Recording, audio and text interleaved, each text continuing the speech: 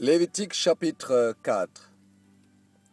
L'Éternel parla à Moïse et dit, parle aux enfants d'Israël et dit, lorsque quelqu'un péchera involontairement contre l'un des commandements de l'Éternel, en faisant des choses qui ne doivent point se faire, si c'est le sacrificateur ayant reçu l'onction qui a péché et a rendu par là le peuple coupable, il l'offrira à l'Éternel pour le péché qu'il a commis, un jeune taureau sans défaut en sacrifice d'expiation. Il amènera le taureau à l'entrée de la tente d'assignation devant l'Éternel, et il posera sa main sur la tête du taureau, qu'il égorgera devant l'Éternel. Le sacrificateur ayant reçu l'onction prendra du sang du taureau et l'apportera dans la tente d'assignation. Il trempera son doigt dans le sang et il en fera 7 fois l'aspersion devant l'Éternel, en face du voile du sanctuaire. Le sacrificateur mettra du sang sur les cordes de l'autel des parfums odoriférants, qui est devant l'Éternel dans la tente d'assignation, et il répandra tout le sang du taureau au pied de l'autel des holocaustes, qui est à l'entrée de la tente d'assignation. Il enlèvera toute la graisse du taureau expiatoire, la graisse qui couvre les entrailles, et toute celle qui y est attachée, les 2 rognons et la graisse qui les entoure, qui couvre les flancs et le grand lobe du foie, qu'il détachera près des rognons.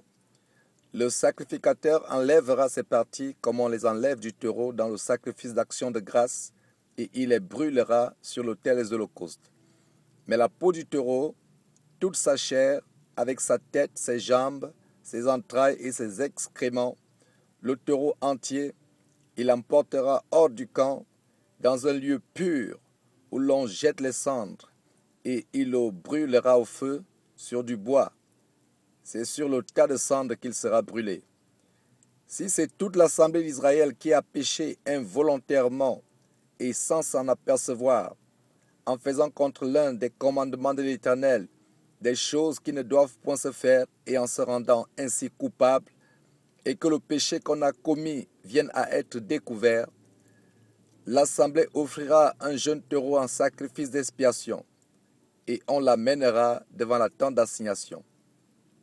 Les anciens d'Israël poseront leurs mains sur la tête du taureau devant l'Éternel, et on égorgera le taureau devant l'Éternel. Le sacrificateur ayant reçu l'onction apportera du sang du taureau dans la tente d'assignation. Il trempera son doigt dans le sang, et il en fera 7 fois l'aspersion devant l'Éternel, en face du voile. Il mettra du sang sur les cornes de l'autel, qui est devant l'Éternel dans la tente d'assignation, et il répandra tout le sang au pied de l'autel des holocaustes, qui est à l'entrée de la tente d'assignation. Il enlèvera toute la graisse du taureau, et il la brûlera sur l'autel. Il fera de ce taureau comme du taureau expiatoire. Il fera de même. C'est ainsi que le sacrificateur fera pour eux l'expiation, et il leur sera pardonné. Il emportera le taureau hors du camp, et il le brûlera comme le premier taureau. C'est un sacrifice d'expiation pour l'assemblée. Si c'est un chef qui a péché en faisant involontairement contre l'un des commandements de l'Éternel, son Dieu, des choses qui ne doivent point se faire et en se rendant ainsi coupable, et qu'il vienne à découvrir le péché qu'il a commis, il offrira en sacrifice un bouc mâle sans défaut. Il posera sa main sur la tête du bouc qu'il égorgera dans le lieu où l'on égorge les holocaustes devant l'Éternel. C'est un sacrifice d'expiation. Le sacrificateur prendra avec son doigt du sang de la victime expiatoire. Il en mettra sur les cornes de l'autel des holocaustes, et il répandra le sang au pied de l'autel des holocaustes. Il brûlera toute la graisse sur l'autel, comme la graisse du sacrifice d'action de grâce. C'est ainsi que le sacrificateur fera pour ce chef l'expiation de son péché, et il lui sera pardonné.